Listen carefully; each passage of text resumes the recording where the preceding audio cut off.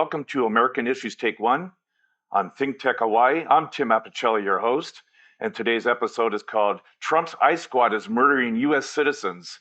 Administration's denials, lies, and cover-up defines their response. With me today, my co-host is Jay Fidell. Our guests are Benjamin Davis, University of Toledo School of Law, Chuck Crumpton, mediator, and David Larson, professor of Mitchell-Hamlin School of Law. Welcome, everyone. Before I go to the guests, I just want to go just a brief little stroll down the history lane, memory lane. And that is on May 4th, 1970, a pivotal moment happened in the United States. It was called the Kent State shootings in Ohio. This was a pivotal moment that the American public turned against the Nixon administration, turned against the Vietnam War, as 4 students were gunned down by National Guard on the university. Students were protesting peacefully, and they were shot, killed, and 9 others were severely wounded. The other pivotal moment happened in February of 1968 when President Johnson said, "We've lost Walter Cronkite, there goes Middle America." We may now be at that exact same moment here in time with the shooting of Alex Pretti, and prior to that was Renée Good. This is a moment in time where you could almost measure a shift, a monumental shift in sentiment towards the administration and or support for Donald Trump's immigration policies. With that in mind, David, I want to go to you because you do live in Minneapolis. And before I start with questions, I just want to get a sense from, since the last time we met and had this show, what's transpired as far as attitudes, things in the streets, things you're hearing in your community? Got an administration that's really using force to terrorize the population and cities that don't agree with it. I mean, that's what's going on. You had a vice president that came out and said ICE agents have absolute immunity, which is absolutely untrue. That's wrong. But it's a frightening time. It should be a frightening time for everybody. I think the one notable thing, or a one notable thing, is that Minnesota residents have really been courageous. They have been out filming. They have been out protesting. There's not been riots. It's been peaceful protesting. And they're doing that under circumstances where they have learned that ICE agents won't hesitate to murder them. I mean, it's happened twice now. So if you turn out in Minnesota to protest against ICE, you could be shot and killed. That's where we sit right now. So it's a very disturbing time. As Tim mentioned, there's national sentiment that's really starting to turn, and in response to that, our president is saying, "Oh, now finally, I'm going to de-escalate." And yesterday was talking about how he talked with Minneapolis Mayor Jacob Frey and Governor Tim Walz, said that it went well, things are going to go, we're going to improve, we're going to de-escalate. And then today came out and started attacking both of them, saying they're both responsible for what's happened, which is entirely untrue. Let's go to the lies of the denials versus reality. First off, before we talk about the video, CNN's reporting that they have a source that Alex Pretti was actually tackled and a rib broken a week prior to this incident. I haven't seen any follow-up on that news report, but if that's so, that puts a little more context to this murder in the streets of Minneapolis. We've all seen the video. I've seen still photos of Mr. Pretti down on his knees, and one agent takes his revolver, his Glock, out from his holster that was attached to the back of his pants. And no sooner was that revolver pulled, where another agent pulled his Glock weapon and shot him in the back. Clearly, in contrast to the administration, Kristi Noem, the FBI director, stating that the gun was drawn and the ICE agents' lives were in jeopardy. Clearly not the case. In the context of such a contrast between the officials' statements and their proclamations on how Mr. Pretti was instigating this versus the reality, David, where does that put us with reality, with how the public is perceiving the administration's cover-up, if you will, versus reality of a cold blood murder in the streets of Minneapolis? Yeah, well, I think the administration has adopted the Darvo model, which is deny, attack, and reverse the victim and the offender. That's kind of been their strategy. Um, Deny it ever happened, attack the victim, reverse the victim and the offender. The problem then is that we have a lot of very clear video that you listen to Kristi Noem right after it happens. He approached the ICE agents with two magazines and his gun brandished. And you can see from the video that's all untrue. He's holding his cell phone. He came over only because the ICE agents were basically assaulting a woman. He went over to help. You can see very clearly all he's doing is holding his cell phone, and they've been pushing him to take him to the ground. He had a gun with him, but it was holstered. It's really interesting now because, in a way, we're getting strange bedfellows in the sense that maybe at one point, Second Amendment arguers would be right behind ICE all the way. But now they're actually criticizing the administration because Kash Patel came out and said that if you come to a protest with a gun, you should expect to be shot, essentially. That's kind of a paraphrase. And then the people who support Second Amendment, at least as they perceive it, now are outraged because they believe they should be able to go different places and protest with their gun. Let me interject on that one point, because usually when you have a concealed permit to carry, there are establishments that you are prohibited from attending. One would be an establishment that serves liquor. That's one. Two, a school. Those are very commonplace restrictions. Certainly, at least from the states I've lived in, there was never a prohibition of carrying a concealed weapon so long as you had a legal permit to carry and conceal. That a public organization, meeting, a protest, whatever you want to call them, there is no restrictions on that. So are they just pulling these laws out of the air and ignoring that which they hold dear and religious-like to their hearts, and that is the Second Amendment? Are they just making this up? Yeah, I think that they're trying to make up whatever they think will stick. And unfortunately, as you observed right in the beginning, things are not sticking. Um, uh, we can see ourselves what happened, and we're in a situation where the administration is demanding that we deny what our own eyes tell us. Everybody can see what happened here. Everybody can see that there is no justification for the killing of Alex Pretti, nor was there for Renee Good, who simply was, you can see from the video, was turning the wheels of her vehicle to try to steer around the ICE agent. As she started her car, she turns out, smiles at the agent, says, "I'm not mad at you, man." Clearly was not had no intention to do him any harm.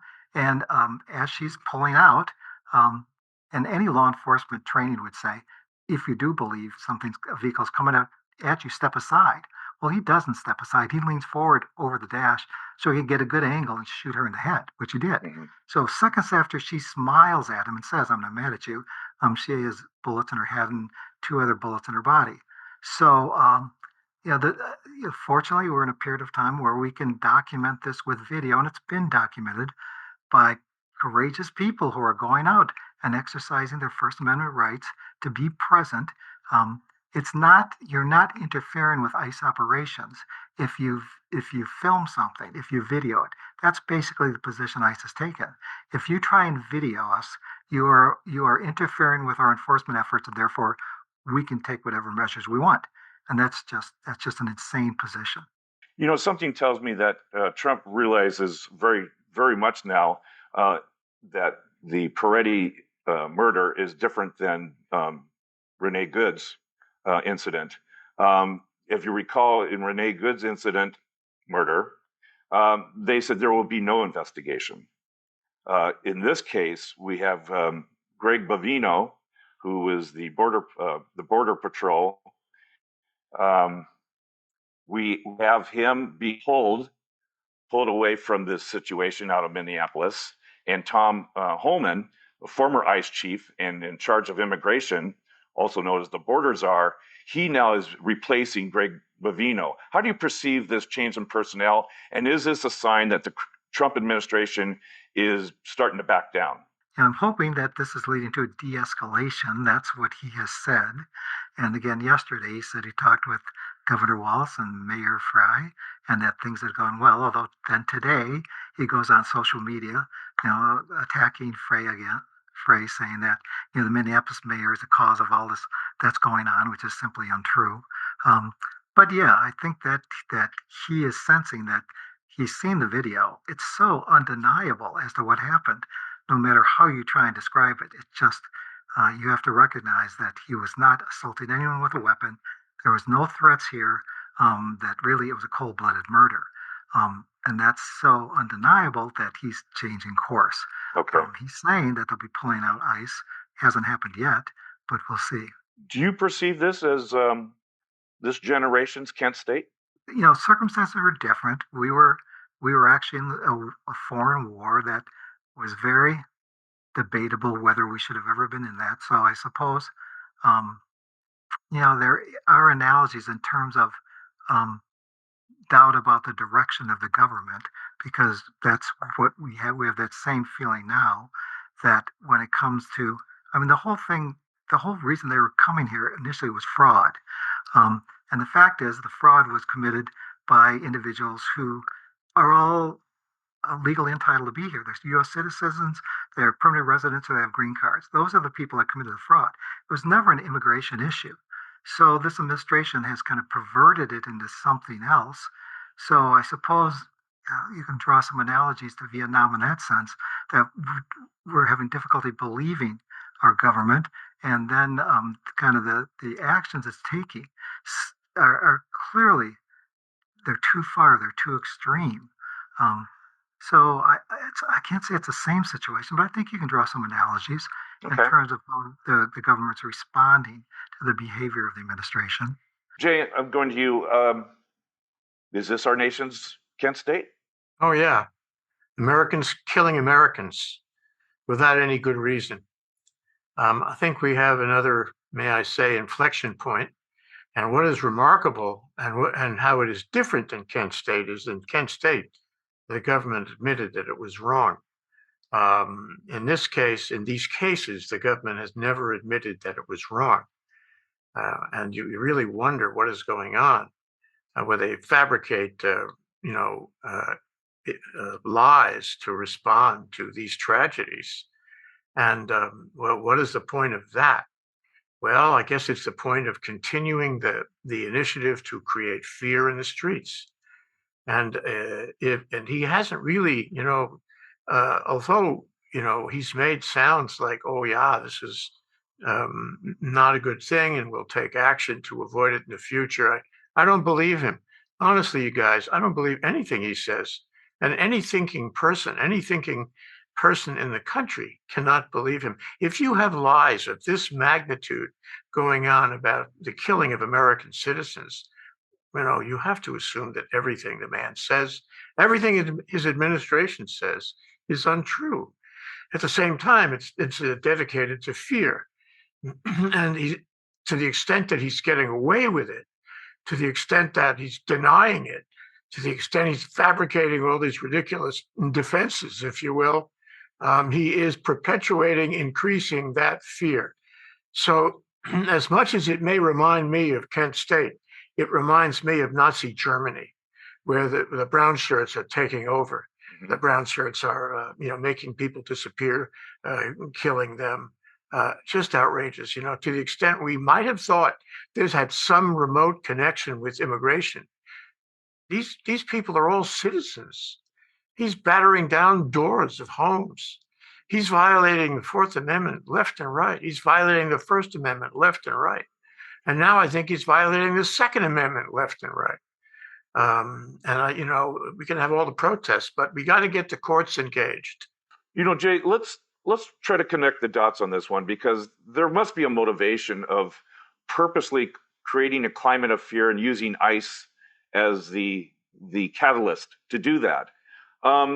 Let me just go out there on a diving board here over the pool and say, Is this some attempt to create a climate of fear and intimidation to later use ICE agents to monitor voting lines when the midterm elections come about, in hopes that that intimidation and fear will prevent voters from showing up in line?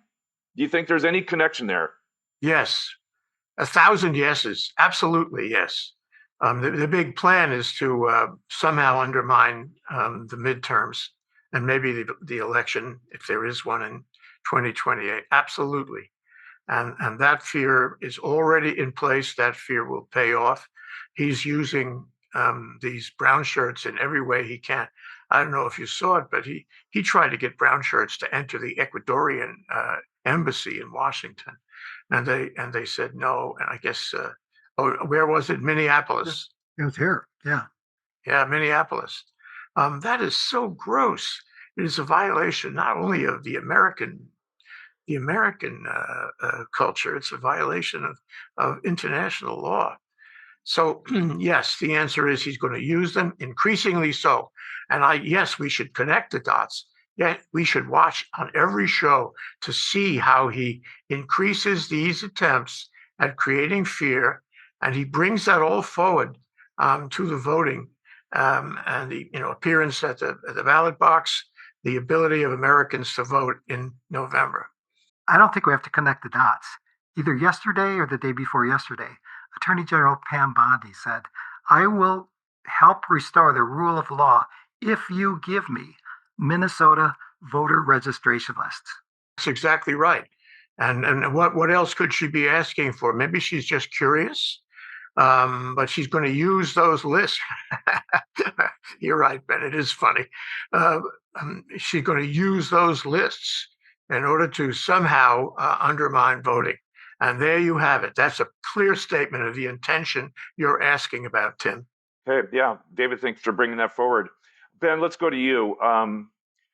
Do you find any solace or any comfort that Congress, specifically the senators, Republican senators, Senator Tom Tillis from North Carolina, Senator Bill Cassidy of Louisiana, Senator Lisa Murkowski of Alaska, they're also chiming in saying that they want not only investigations, but there has to be something more to be done about this incident, and basically pointing fingers at the Trump administration, but not fully stating it that explicitly. How do you feel that the Senate and the House of Representatives are responding to this cold-blooded murder that we've just witnessed? I would like to be able to say something positive, but I seem to be drafting in the lane of Jay here and of Dave, saying not so good.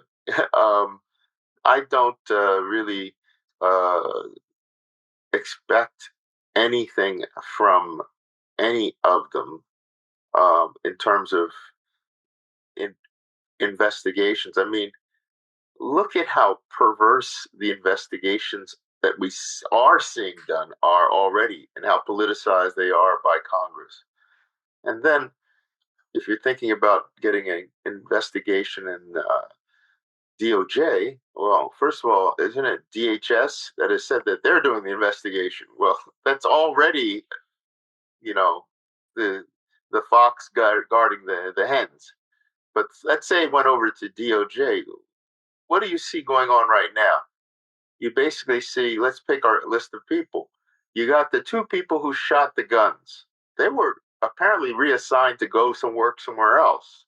Now they're put on administrative leave, which is what normally happens, right? Right. Then you're hearing a little mumble about, well, they didn't follow protocol. Oh, that's kind of like the old military adage many of you may have heard, shit rolls downhill, which is the two people down at the bottom who shot the guns might be subject to an investigation in the federal level, and might even be held, prosecuted or something. But I'm not holding my breath. But you go up the line to everybody you've been listening to for the last 9-10 months, the Stephen Millers, the Gnome, what you've been seeing on the website, the Department of Homeland Security, sending people to CCOT and all those people, what are they going to be saying? Oh, mistakes were made by those people down below who need to be prosecuted, but we keep our spots. So I am not at all positive. I just think that the use of the term inflection point by some of these people is to cover the fact that they didn't do anything from day one when the people were pardoned who did January 6th. They've been sitting there kind of going along, and then now they feel like, oh my goodness, there's gambling going on, and it's like, please give me a break. And so that there are people who are motivated in the streets, the people resisting uh, in Minneapolis and anywhere else in the United States. I think that's where the real action is that sustaining that action is far more important than anything that the top of the heap is saying or doing. Thank you, Ben. Chuck, to you, do you find any moment of hope that the Democrats are stating at least this time that they may not want to pass the funding for DHS? They want that broken out of the already agreed upon budget bill, set that portion for DH funding aside until some demands are met. One being ICE agents can no longer cover their face. Secondly, is that they have to mandatorily wear body cams. If they're going to enter a home, they have to have full warrants to do so. They have to have ID present and present it when asked. Do the Democrats hold firm on this threat to hold up funding for DHS? Well, I think you got to look at exactly what David and Jay and Ben have said and what we all know. The truth that we witness with our eyes, not just the videos of the killings themselves, but number one, have their priorities changed? There's no indication that their priorities have changed one iota. Their priorities are to intimidate opponents for electoral purposes, for power purposes, and to aggrandize themselves. Their powers are exercised to protect Trump and his group from liability. Second, have they really changed their methodology? No, they don't do that. They will change a few individual visible people. That's what he did in the first administration. That, at least with Bovino, may be a little of what he's doing now. But in terms of the real methodology, it's not changing. The Gestapo intimidation of communities and people for power preservation and power expansion purposes continues to be the priority and continues to be the methodology. Is there any acknowledgement from Trump or anyone in the administration that acknowledges a mistake was made here? Or do they continue on the same song sheet that nothing to see here, just keep on, move along? Hey, your question answers itself. There's no acknowledgement of responsibility or legal liability. Do you feel that frustration builds, and will we see more people in the streets, not just in Minnesota, Minneapolis, but elsewhere in the nation? I think one of the responses to the question is going to be, first, we have to look at which communities are going to provide that leadership. And Minneapolis is actually providing exactly that model, that leadership. Portland, to some extent, has done it. Chicago, to some extent, has done it. Okay. Boston, to some extent. And in all of those situations, the local leadership is directly connected to that community support and directly supportive of that community. Okay. So I think the distinctions that Ben and Jay and David have drawn between this and Kent State are really important here. That was at a time where we had two issues in which the nation, even to the community level, was really sharply divided: civil rights and the war. That's not the case here. Here we're really talking about leadership and values and power and corruption. David, I know you have to run, so do you have any last words before you run? Well, I just hope that the nation's paying attention, because I just think that this is these are pilots, and what can we get away with in Minneapolis, and what can we get away with in other cities? And I honestly do think that they are building strategies to interfere with our November elections. They know they're going to lose. So they're trying to figure out ways they can cancel, suspend the elections, somehow affect the fairness of those elections. Thank you very much, David. Appreciate your thoughts, your words, and we'll see you next week. Any fallout with either Kristi Noem or any personnel here with the Border Patrol? Do we see resignations? The Democrats are threatening impeachment of Kristi Noem. Do we see that progressing any further? No, I'm sorry. I don't. If you connect the dots using your term, I don't think this is different than other issues like this. And Trump is not going to, change his tune. Not going to change his spots. I want to add one other thing. If there was an ounce of sincerity here, after the killing of Renee Good, you would have thought that the administration, all of whom were fully aware of what happened, both in the reality and in the lie, what happened in the first killing, they would have said something to change, the system and the instructions to these Homeland Security guys in the second killing, but they didn't. So, a reasonable person would say, wait a minute, you guys, this is not good. We have protests all over the country, all over the world. So how about avoiding this again in the future? Well, they didn't. And it was completely avoidable if they had done that, but they didn't do that. Mm-hmm. So they really mean it. They're not backing down. And everyone in the world is aware. The fear factor not only goes, for people who have immigration issues, it goes for American citizens. It goes for all of us. If you're not respectful, you could get shot right in the head. Incredible that we live in such times. Where does Stephen Miller fall in all this? I mean, he seems to be the man behind the curtain. Any fallout with Stephen Miller? No, I think he's the architect. Mm-hmm. He's the architect, and he talks to Trump, and Trump talks to him, and they fashion, this kind of policy, this kind of procedure, and they're not backing down. And I think a lot of the, the willfulness of it, the madness of it, comes from Stephen Miller. Ben, I didn't get a chance to ask you, and I keep harking back to Kent State. Do you think we're at a Kent State moment in time here in this nation? Yes, I think it has. What is it? History doesn't repeat itself, but it does, rhyme. Often right? rhymes, yeah. It often rhymes, right? So I think we are definitely feeling the rhyme. We even just got a song from Bruce Springsteen that he wrote over the weekend. And if anybody, the fine point here is that Neil Young wrote Ohio right after Kent State. He went in the woods for about an hour and came back with that and said, we've got to put that on right away. And that was where that Ohio developed as a song. So, yeah, so there's definitely some rhyme.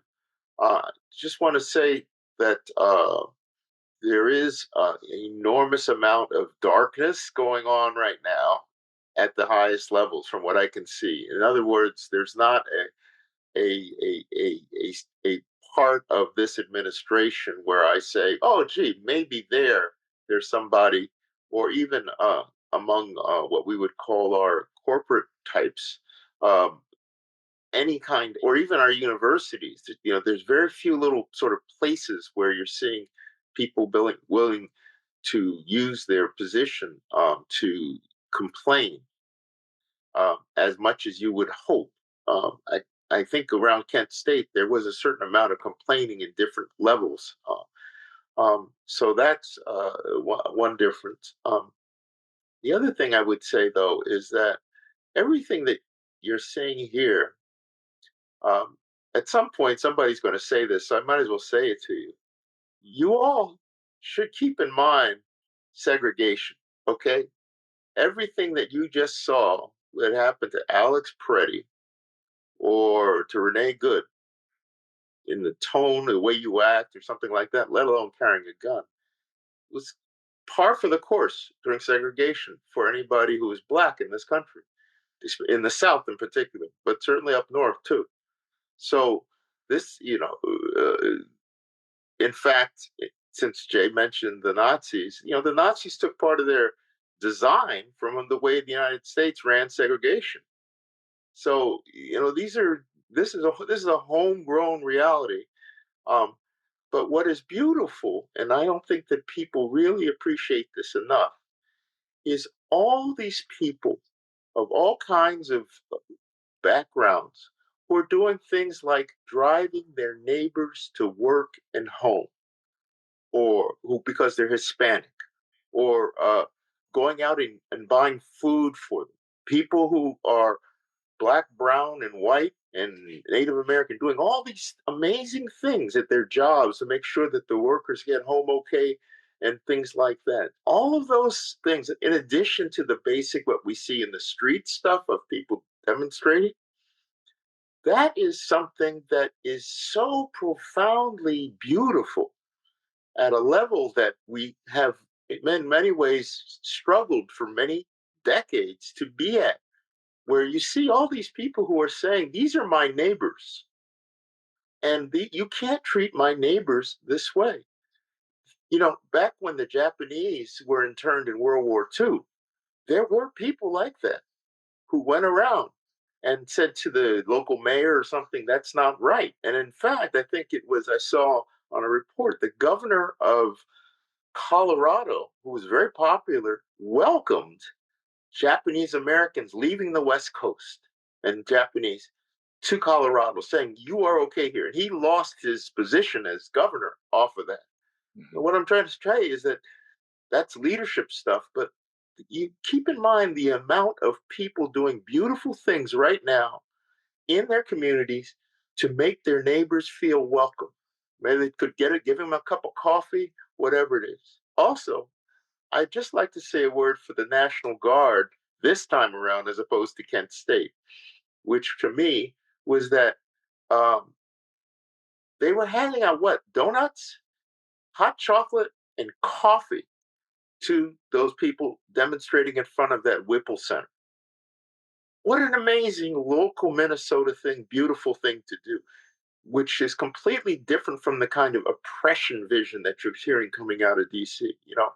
So those are those things that give me hope, if I can say it like that, is all of those, they seem minuscule, but if you have a person who comes and brings you food or takes your kid to school and makes sure they get home, or stands in front of the school to make sure, or blows a whistle, or hits the thing on their car to as a horn, blowing a horn from their house to say, watch out, ICE is around, you know, those are the most amazing things that are there, irrespective of what the people at the top do.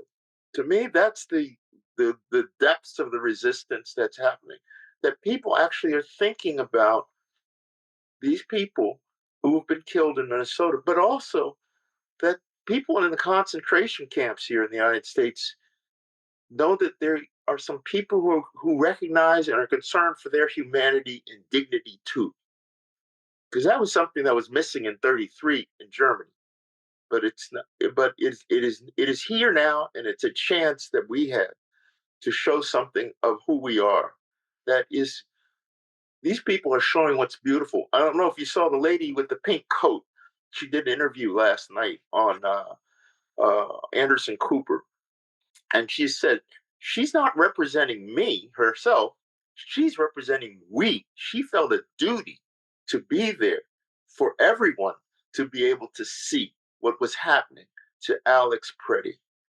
And just to listen to her interview, if you have nothing else to do in the next day, listen to the entirety of her interview, because it is one of the most beautiful statements of neighborly community solidarity that you will probably see in your lifetime. Yeah, just she felt the duty she had was to record what was happening to him so that we would be able to see it. Isn't, I mean, it's amazing. And she was scared to death. Great, Ben. Thank you very much. Chuck, before we wrap up, to you, I've been watching a lot of news stations here since the Pretti incident, the murder. We've been watching Trump voters suddenly chime in and say, this is not what I wanted. This is not what I voted for. I don't think I'm going to vote for Donald Trump again. We're seeing those interviews take place. To what degree is Omega voter impacted by not only the the denial of the Second Amendment that they hold dear to their hearts, but also to the brutality that that America has witnessed here? What makes that a great question is tagging it to what Ben just said. The attempt to divide and conquer by armed, masked, violent military force in Minneapolis has failed because people saw and exercised a choice. And that choice was community. That choice was each other. That choice was what even evangelical Christians would have to acknowledge is brotherhood. Mm-hmm. That choice is what happened at the time of and following the time of Kent State. A lot of those communities were already connected. A lot of those communities have been disconnected since the pandemic and with the political activities and the military activities during this time. But now that choice is available to the American people. You know, we're almost out of time, so I want to go around the table here and get your final thoughts. Jay, let's start with you. I am touched by the comments of Ben and Chuck. And I think it's a great thing to see American courage. Maybe that's the real America, the courage that we see now. On the other hand, we also see real madness. And to the extent that Trump allows this to happen or creates the environment in which it happens or instructs people to do this kind of killing, there are people who support that. There are people who support his lies. There are people who buy into everything that he and Kristi Noem and the Homeland Security are saying. So my conclusion that I would leave you with is it's not over, gentlemen. It's not over. This is going to happen again. You know, I was going to say that it's going to happen again and, after a few weeks. But things move so quickly these days that it might not be a few weeks. It might be just a few days. And of course, Minnesota is, I guess it's a blue state. He's at war with a blue state. There are other blue states. And this is going to be an exemplar for him. He's going to find another blue state, do the same thing. People will object, people will protest, and God bless them for their courage, but other people will be shot. And so he is going to keep on pushing this fear factor. He's going to keep on engaging in a war with the American public, including American citizens, so that I don't think it's over. And to the extent that the public has shown courage, the public must redouble its efforts. We cannot let this go on. And when a lot of people go out in the street, they have to realize the stakes are very high. We're in a civil war. Ben, let's go to you for your final thought, please. I second everything that Jay said. I would like to say that there are dark days ahead, but it is only through the community efforts that we do in both communities under attack and in communities that are not under attack for the moment in solidarity that we can hopefully be able to push the tide back against the darkness that's being pushed at us. I notice many times, just to show the blind spots, that people talk about, well, you can, if you want to be a protester, you can write your congressperson, right? Write your congressperson or your senators about it. And they think that is protest. But as we've all known, protest is far beyond that. But if you are oriented to write your congressman or your senator, might I suggest that you write to President Trump? The White House has a website where you can express yourself very clearly there about how you disagree with every policy he has. And if in your heart of hearts you feel this little hesitation, that's the fear that they've tried to put in you, that you would hesitate to put yourself there because who knows what's going to happen, right? So but the fact that I never hear anybody on any of these shows on TV say, why don't you write President Trump and tell him how you feel, is like fascinating to me about all the commentators. So here you heard it for the first time. You can write the President of the United States and say, this is wrong. Get it right. Whatever you feel like that's part of your First Amendment rights. Well, I'm sure he doesn't read the comments, but I'm sure he understands numbers. So if numbers alone make a difference or actually seep into his inner sanctum of thought, such a great suggestion. Thank you, Ben. Chuck, you get the last word. Following Jay and Ben and your great questions, it comes back to there is now awareness we have a choice, and our best choice is ourselves, each other. That choice has been threatened. There have been efforts by violent force and intimidation to take it away, but now it's back out there. And the people of Chicago, to some extent Los Angeles, Portland, Minneapolis, and probably more to come, Philadelphia is likely to be one. Thank you for your thoughts and words. Thank you to my co-host, Jay Fidell, and thank you to our special guests, Ben Davis, and to Chuck Crumpton. I'm Tim Apicella. This show has been American Issues Take One. This is Trump's I Squad is murdering U.S. citizens. Thank you for watching, and won't you join us the next time around? And until then, aloha.